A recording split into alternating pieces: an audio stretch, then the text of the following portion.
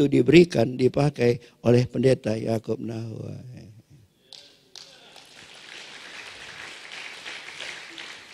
Kalau pendeta Yakub Nahuai 2 tahun kemudian pun Tuhan sudah rencanakan, apa bedanya dengan saudara dan saya? Jadi dalam hidup ini tidak ada sesuatu yang perlu kita takuti. Itu yang dimiliki oleh Daud. Tidak ada perasaan takut. Malah waktu orang takut karena musuhnya besar, dia bersuka cita karena musuhnya besar. Karena dia dengan alih-alih berpikir, terima kasih Tuhan musuhku besar. Kalau musuhku besar gampang kena.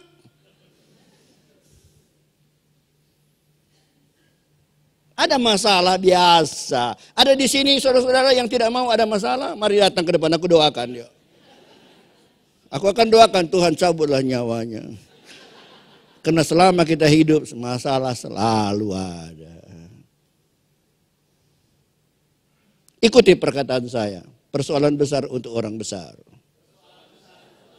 Persoalan kecil untuk orang kecil. Semua ya yang tidak ikut berdosa. Dari awal, 1, 2, 3.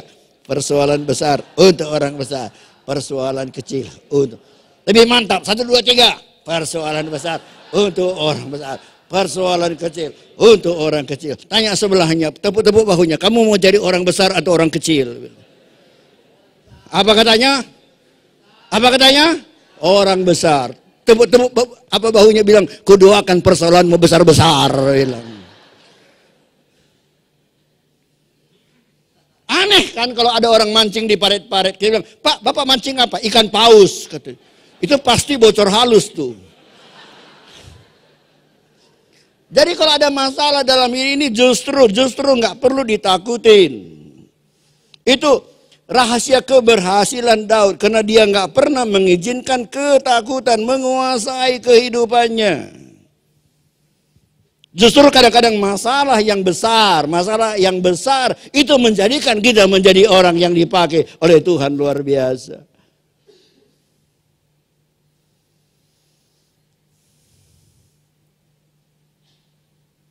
Seorang ibu, dia punya suami yang jahat. Sering ditampar.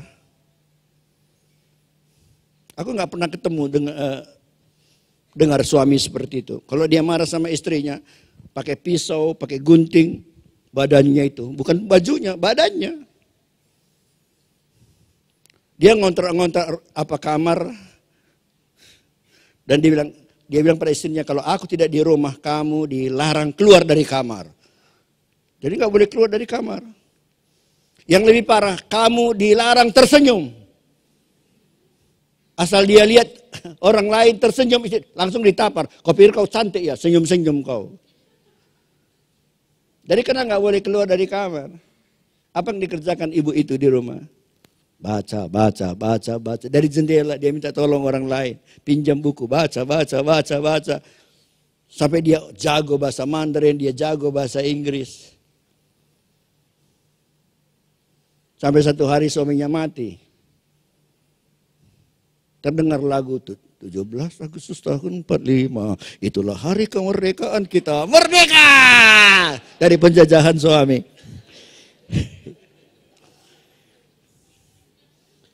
Tapi dia keluar dari kamar sebagai orang yang berbeda. Dia buka kursus bahasa Inggris, kursus bahasa Mandarin. Dia jual-jual besi bekas. Sekarang dia bukan jual besi bekas lagi, nggak buka kursus lagi. Dia sekarang jadi pembicara seminar dunia.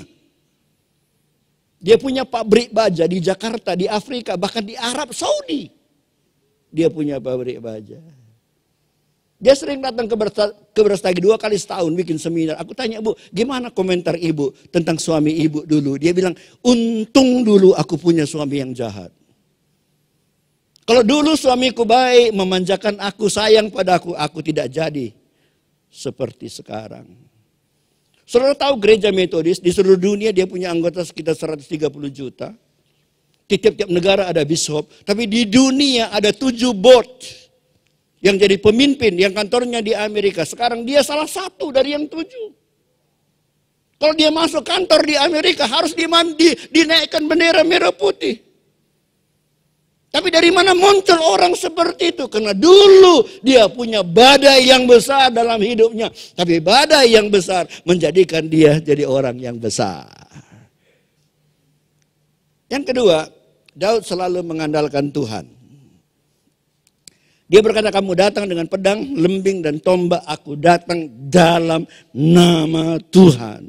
Aku tidak mengandalkan lembing, tidak mengandalkan tombak, tidak mengandalkan pedang, aku tidak mengandalkan tentara Israel yang ketakutan. Aku tidak mengandalkan Raja Saul yang takut. Aku mengandalkan Tuhan. Dia tidak melihat musuh yang besar. Dia melihat sesuatu yang lebih besar dari musuhnya. Itu adalah Tuhan. Dan saudara tahu Tuhan itu bisa diandalkan. Amin. Tuhan bisa diandalkan. Bilang sama sebelah saudara, Tuhan bisa diandalkan kawan, bila.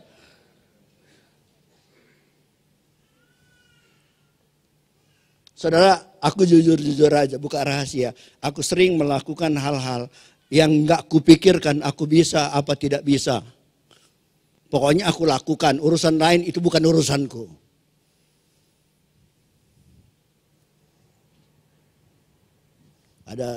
Ada ibu-ibu datang.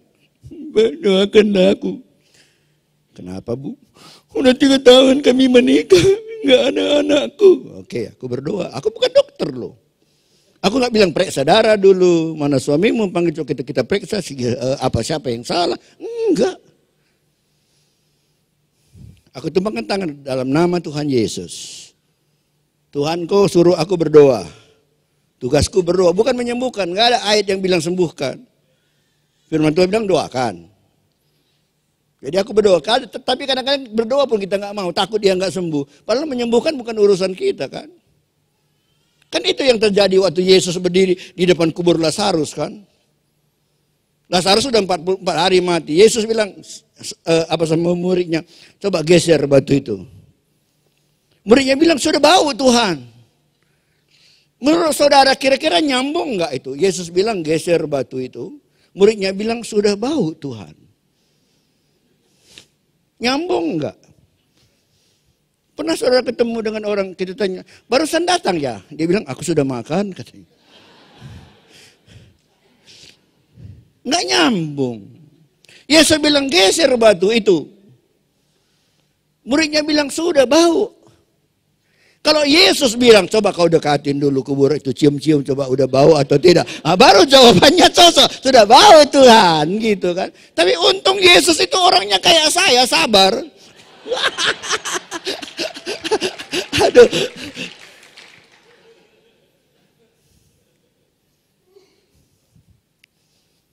Saudara tahu kenapa aku sabar? Saudara tahu? Enggak, bukan itu Pak. Gini, karena menurut saya, waktu saya melakukan sesuatu, saya sedang mengajar sesuatu pada orang yang lain.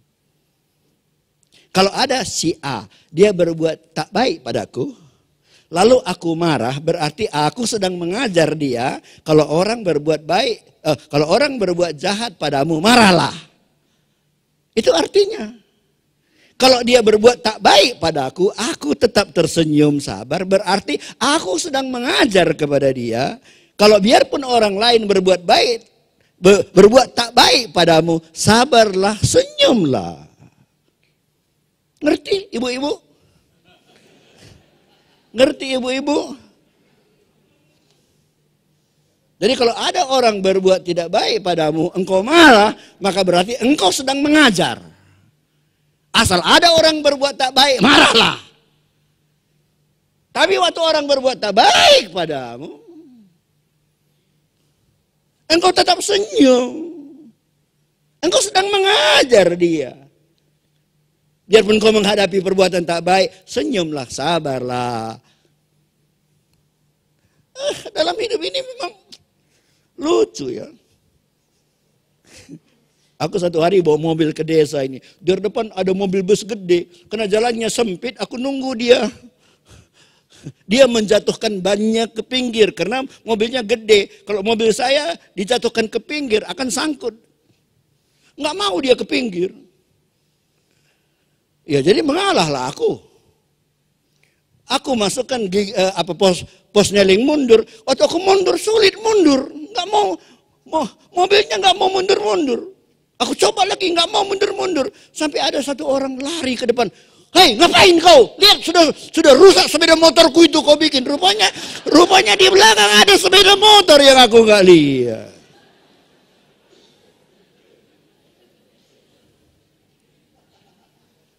Aku kan bisa bilang siapa suruh kau taruh di belakang mobilku.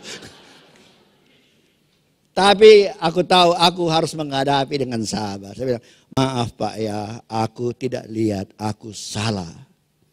Jadi macam mana maumu? Kita perbaikilah Pak. Itu di depan kan ada bengkel, ayo sama kami ke situ. Karena hari Minggu bengkelnya tutup. Tutup bengkelnya Pak, jadi bagaimana? Katanya, lalu saya bilang gini aja lah Pak, kira-kira berapa kerusakan sepeda motor Bapak? Aku bayar. Nggak tahu aku berapa ini. Aja tambah sulit lagi kan. Gini aja lah Pak, Bapak ke Brastagi, itu dekat Tugu Kol, ada situ bengkel sepeda motor. Bawa Bapak sepeda motor itu ke situ, perbaiki di situ, bilang saja nama saya. Saya bikin surat ke situ ya. Itu adik ipar saya, istrinya itu adik saya yang paling kecil.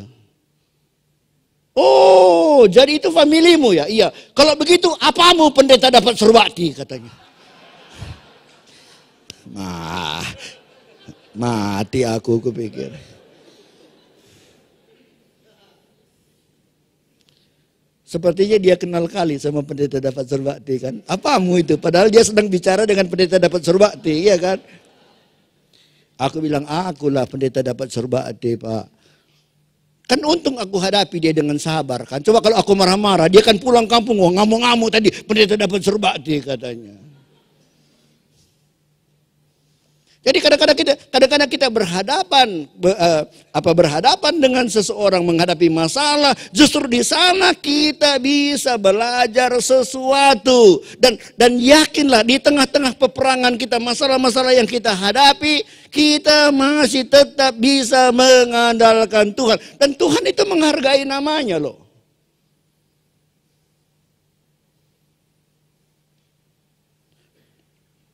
Kalau Pak Andreas suruh satu pengerja, tolong kau beli dulu, kau minta dulu di toko cat sana 2 kaleng, bilang aja namaku. Wah, lalu pengerja lah, Pak, aku minta, Pak Andreas minta cat 4 kaleng. Disuruh 2, dia minta 4. Besok Pak Andreas datang ke tokonya, Pak berapa utang cat yang 2 kaleng kemarin? Hah? 4 kaleng kok Pak, enggak kusuruh 2 kok, 4 diambilnya Pak. Pertanyaan saya, Pak Andreas bayar 2 atau 4? 2 atau 4? Tapi sih disuruh 2. Kan aturan, ya itu urusan Bapak lah itu, kusuruh 2, aku bayar 2. Kenapa dia bayar 4? Karena orang itu, pengerja itu pakai namanya. Bagi Pak Andreas namanya lebih berharga daripada 2 kaleng cat. Soal urusan dengan pengerja itu lain. Sini kau, kemarin kusuruh 2, kenapa kau ambil 4? Kau 2 puasa 40 hari.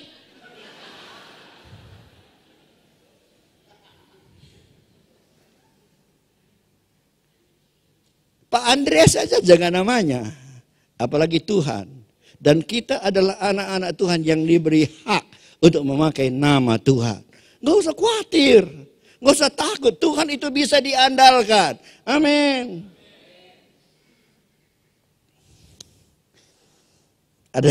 Ada bapak-bapak datang ke rumah saya. Umurnya belum begitu tua sih, 93 tahun. Dia udah berapa kali ikut saya ke Israel. Jadi datang dia ke rumah, ngobrol. Aku sehat Pak Pendeta, aman, jalan masih kuat, ke ladang masih kuat. Kalau naik bus pun aku di atas, katanya, di kap. Kenapa Pak? Supaya kalau ada apa-apa bisa loncat katanya. Terus apa masalah Bapak? Nggak ada lagi masalah aku pendeta, cuma satu aja masalahku. Mataku sudah tidak begitu terang. Kalau udah lewat 1 meter nggak aku kenal lagi orang. Kan wajar ya, 93 tahun. Nggak pakai kacamata. Dia ke toko kacamata, nggak ada lagi kacamata yang cocok. Karena sudah 93 tahun. Aku nggak bilang, ya pantas lah Pak, udah tua, udah wajar itu. Enggak. Aku bilang, kita berdoa aja lah Pak ya. Yalah pada dia, aku pegang matanya, aku bilang, Tuhan, dulu firman-Mu berkata, Musa 120 tahun masih penglihatannya terang. Tidak kabur kata firman Tuhan. Aku tumpangkan tanganku di atas matanya. Dalam nama Tuhan Yesus, sembuh. Kerjaanku cuma berdoa, bukan menyembuhkan loh. Karena aku bukan dokter mata. Dia pulang, aku pergi ke Jakarta 1 minggu. Rupanya tiap hari dia datang. Nggak ketemu karena aku nggak di rumah. Waktu aku pulang seminggu, jam 6 pagi udah datang dia di rumah. Pak Pendeta, apa? Udah, sesudah Pak Pendeta doakan minggu yang lalu. Luar biasa Pak, kenapa aku bilang? Sekarang masukkan benang ke jarum, ke lubang jarum pun sudah bisa aku. Katanya. Aku berpikir, aku saja tak bisa. Aku aja nggak bisa masukkan benang ke lubang jarum. Biarpun pakai kacamata, nggak bisa. Mesti pakai kaca pembesar lagi. Luar biasa. Bagi kita itu Tuhan yang ajaib. Tuhan yang bisa diandalkan. Dengar saudaraku. Semua yang ada padamu, siapapun itu, apapun itu, tak bisa diandalkan. Tuhan itu kadang-kadang mengajar orang Israel, tapi orang Israel nggak ngerti, namanya pun keras tengkuk. Percis orang-orang Surabaya. Sorry, maaf, bukan itu maksudku. Waktu mereka keluar dari Mesir, Tuhan gerakkan hati orang Mesir. Mereka dikasih emas, perak, pakaian yang bagus-bagus. Jadi mereka keluar dari Mesir, kaya mereka. Wow, nyanyinya pun, aku diberkati, sepanjang hidupku diberkati. Wah, senang mereka. Mereka nggak pernah berpikir, untuk apa emas di padang gurun? Untuk apa perak di padang gurun? Wah, senang mereka. Kau berapa kilo emasmu? 5. Aku 7. Wih, aku 10. Wih, senang mereka. Udah jalan di padang gurun, baru mulai terasa lapar. Udahlah rotimu. Enggak. Ku kasih kau 1 kilo emas yuk. Enggak. Ternyata emas tak berguna di padang gurun. Akhirnya mereka teriak, Tuhan, berilah kami makan. Tuhan bilang, beli.